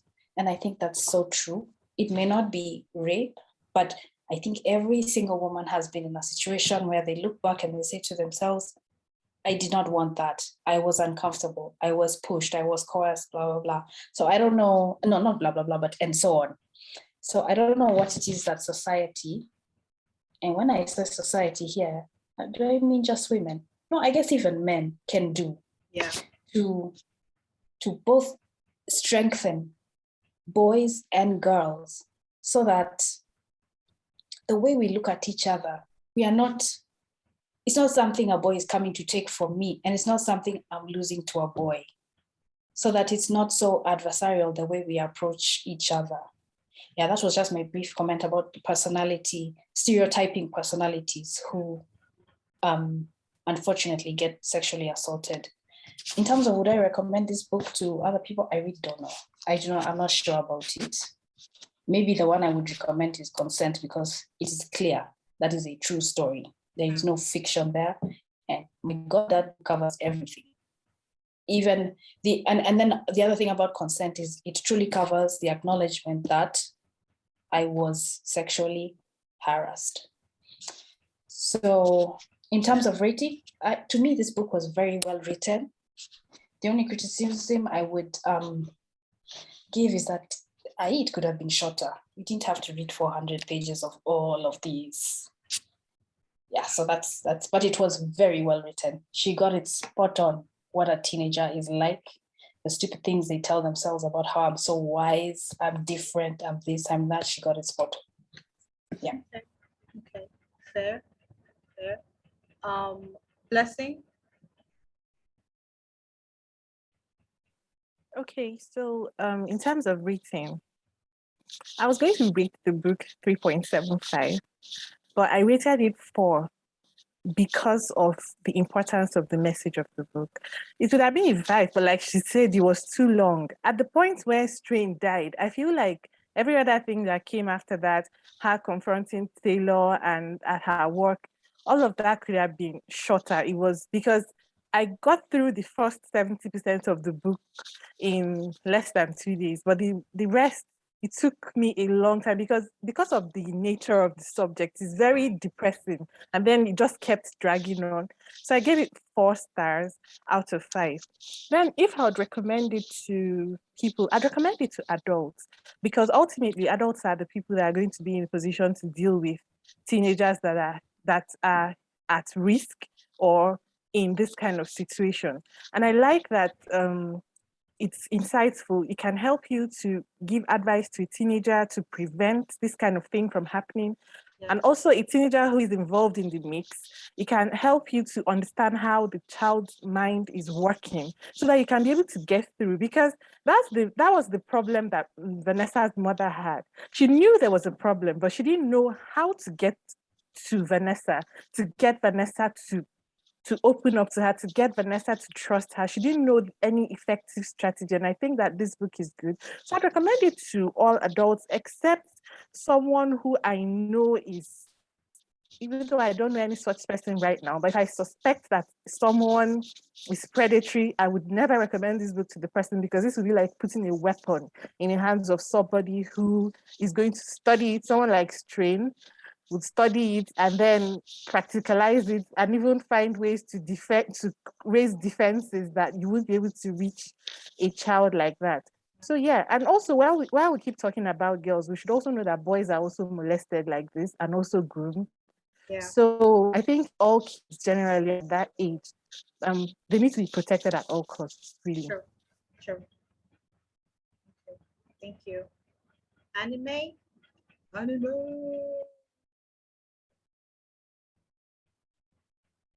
Oh, your hand is down. Okay. Shabgo. Okay. Maybe I've spoken. Adobe. After Adobe, and then. No, I think Millie had answered the question I had. Thank you so much, Millie. Thank you, Ami. Okay. All right. So Ene, and then Amy. Hello again. Well, your hand was up. You did not put it down. Now I want to talk now. Let me talk. So I actually rated it 4.5. I would have given it 5. I actually liked reading the book. I thought it was a good book. The writing, everything.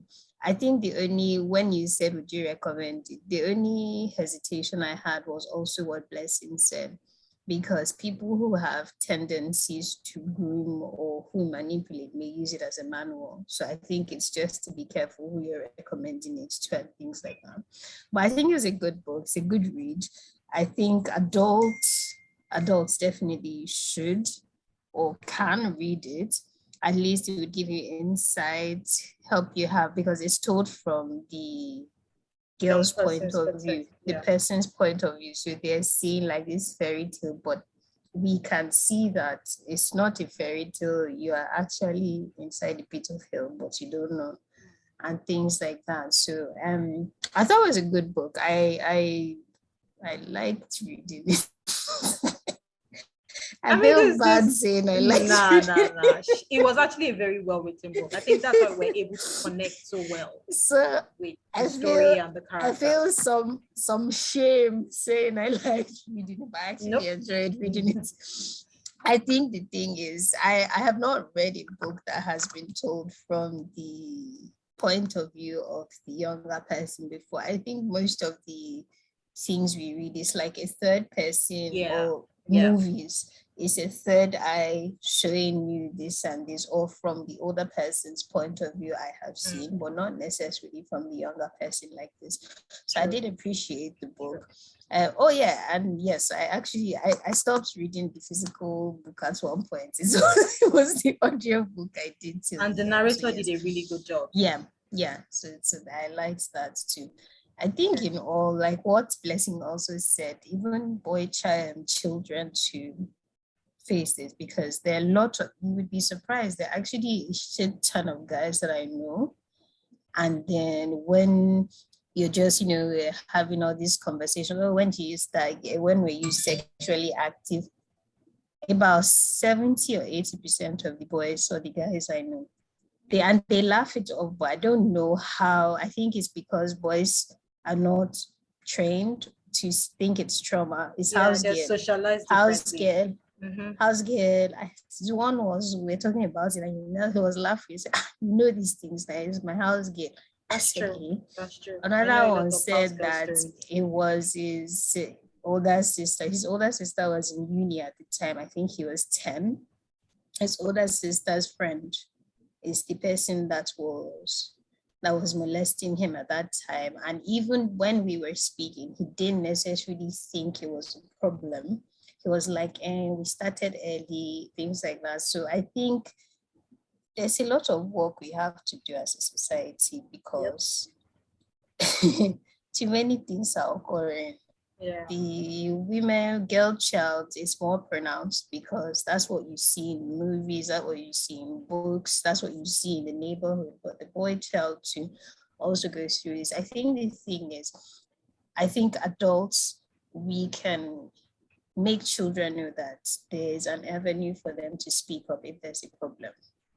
And I think that's the most important thing, because most children don't think that they can say things to adults, or feel that they would be, because there are some instances where people actually speak up, and then it's your family members that would be shouting that, how can you say that about Uncle Tunji? How can you say that? How can you, things like that. Yeah. And then even when we see, so I'm trying to be more active when you see these things happening. Like there's one guy that sells meat not too far from our house. You'll be calling one girl, Yao, one small girl. And I asked him one day, is she your wife? Why? He was like, no, now it's just the thing. And I'm like, you can't be saying it. So some of the other women that sell things there, we're now like speaking Yoruba to him and like, it's true self that we don't like how you are. So they've been seeing it, but I guess because no one has necessarily said anything about it before, they didn't know how to also say it. So I think that's also something. So as adults also, to maybe just keep an eye out, because we see these things happening all the time, to be able to speak up when we see them, and also let teenagers or young adults know that if things happen, we are, options that you have. You don't necessarily need to feel like you don't have options, because I think that's one of the things that victims of abuse sometimes think, that you don't have that avenue, or don't have people you can rely on, or someone that you can be confident in telling now, oh, this is what happened and I need your help to be able to navigate how to do it. So it was a good book. Actually, I liked reading it, and it also, I think at a level, you already know some things that happen and how things happen, but this also gives another insight, is saying, oh, it can actually happen like this too. It's not necessarily just the straightforward grooming or straightforward just enter in rape or something like that we're used to seeing, but that there can be a systematic way that someone is able to just gradually break down younger people's walls and then take advantage of that too. Ami has run away. We can't hear you. You're muted. Sorry. Okay. So yeah. All right. So Amy, and then Anime and Ejiro. Yes, we have to wrap up. We have done 2 hours. I actually gave it a 5-star rating, actually, because I think there's such power in this book, and the multiple layers of how the grooming started, the humiliation that her teachers made her face, to her peer. That's an additional trauma, and I think the way it was depicted was really good. And then the psychological abuse, how it's spread throughout the rest of her life. I know a lot of people said it was long, but I think that ripple effect on her life, with her friends, her family, even when she tried to get into relationships before, the relationship with the new teacher, how she only knew that type of relationship, sexual relationship with a man. That was all she knew, and that was what she was expecting, for her life. She didn't know how to act any other way with a man. she thought that relationship with was it Henry? Yes. How, she thought that was normal thing to do. I think it really depicted it well, the long-term effects, how it affects her work life. When she was 15, she was, budding writer. She could have gone on to do anything. But I think there were so many layers captured in this book that is really well done, And I think there's long-term psychological effects of the abuse. The way it was done is really good. Although listening to all the comments, I do think that may not have been done in the perfect way that a lot of people would have understood, all the nuances of consent and of how she didn't quite accept that she was abused. I think that is an issue. But overall, I think the book was really well done. Fair enough. Fair enough. Thank you. Anime, and then Adriel. All right, so in terms of rating, I rated it a 4-star. So this was my second time reading it. I first read it last year, and I rated it 4-star as well. That didn't really change because my feelings didn't really change from last year much. I think the only thing that changed was I understood a few things a bit better than I did last year. So those two things were also brought up a lot in the WhatsApp chat. One of them is the romanticization. I feel like a lot of you did mention that, the relationship between Vanessa and Strain was very romanticized. And I feel like that was intentional because this is from the point of view of Vanessa. She viewed it as a romantic relationship. It was not abuse to her. And this is how a girl her age would view that kind of relationship. And for the reader, I feel like it's important to understand that. And also just some added context from the audiobook, the author mentioned that most of the Vanessa parts were written when she was a teenager herself, and the adult parts were written when she was older. So she wrote it over a period of about 10 years or so. And when she was editing it as an adult, she wanted to change a lot of the young Vanessa parts because, she was like, okay, I'm much older. I understand, a lot of things that I didn't understand back then. But she decided to keep those parts in, those romanticized parts in, because it's how she thought as a teenager. And she couldn't just change things now that she was older. So she wanted to stay true to her younger self and to stay true to the experiences of girls that age. And I feel like that's a really important aspect of this book. It's to understand that relationships between children and adults are not viewed the same way from the point of view of the two parties involved. The other thing that people mentioned was the fact that there were a lot of sex scenes, or should I call them rape scenes, because that's really what they were. And yeah, they were very uncomfortable to read. And the first time I read the book, I really, really, I didn't want to finish the book because of those scenes. And I asked myself, why would the author include that many rape scenes? But the second time round reading it, I felt like she wanted to drive the point home that this is a sick relationship. It should make you uncomfortable to think about an adult doing this to a young kid. You're supposed to be uncomfortable. You're not supposed to be enjoying reading these scenes. And it should make you think about the young people in your life. What are you doing to protect them from predators? Are you doing enough? Are you being proactive? What are you doing for the young people in your life, for the young people around you, to ensure that this does not happen? Because yes, it's sick, it's disgusting.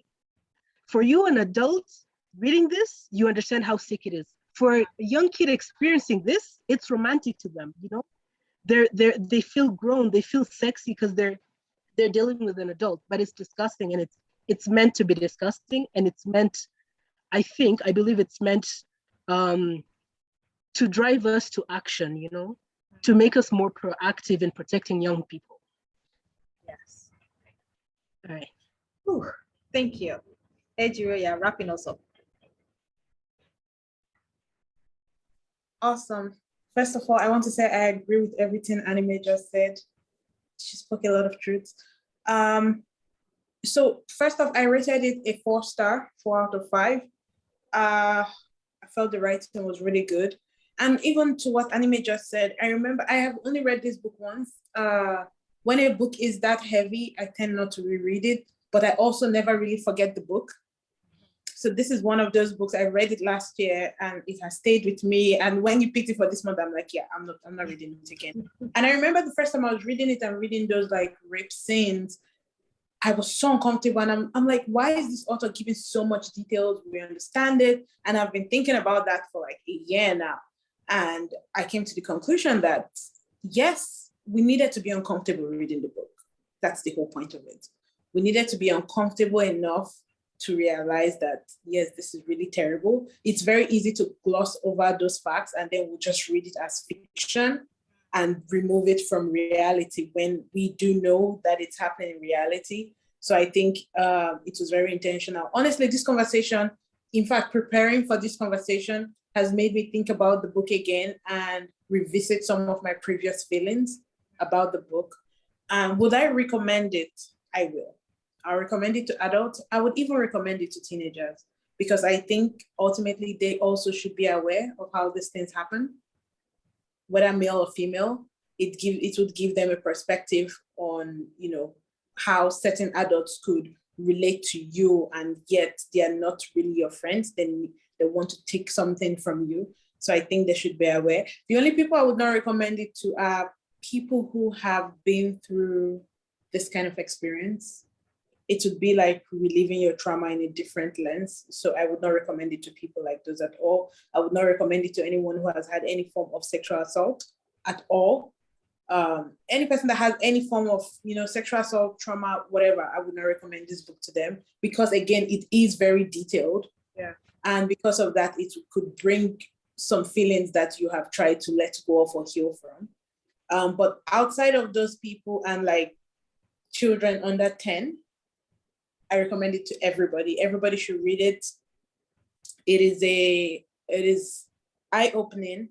And I also want people to take sexual education very seriously.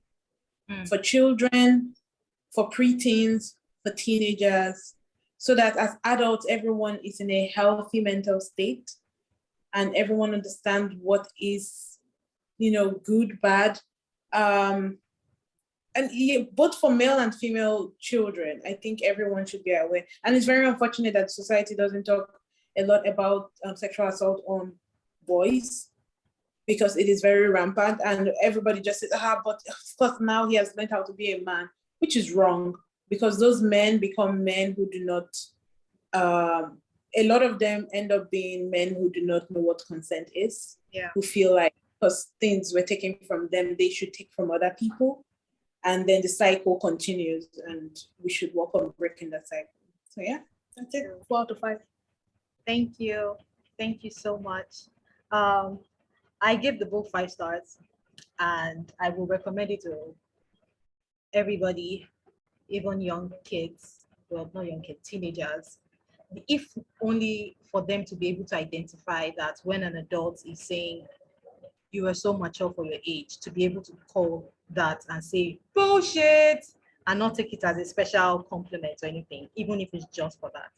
So thank you guys so much. Wow, this is our longest book chat ever in the history of the Indulgent Bibliophile. 2 hours, 7 minutes. Good Lord. Okay. So yeah, next month we are reading The Secret Lives of Church Ladies, which is a short story collection. It's available on Script. I don't know which bookshop is selling it in Nigeria yet, but God help us. I have put out orders around.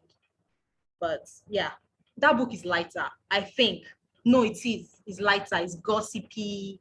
Is, you know, the kind of things you expect for church folks. So yes. Can I just add, that anyone, just because I've read the book, anyone who decides to listen to the audio, just keep in mind that it is a collection of short stories. Because the first time I listened to the audio, I was so confused. I went to buy the physical book. It doesn't flow. It flows to an extent. If you're like it's one book, it's going to be very disjointed for you at some point. So just it's a collection of stories. Yes. All right, guys. Especially because there is a story. I think there's a story that continued from one other story, like a story that featured some characters that continued. So it got a bit confusing at some point. I always like when that happens in short story collections. It's like I'm getting the inside joke. But anywho, thank you guys so much. We'll continue our noise in the chat room on WhatsApp. So have a lovely evening in preparation for Bye, Monday. everyone. Bye. Bye. Bye, y'all. See you next month. Bye.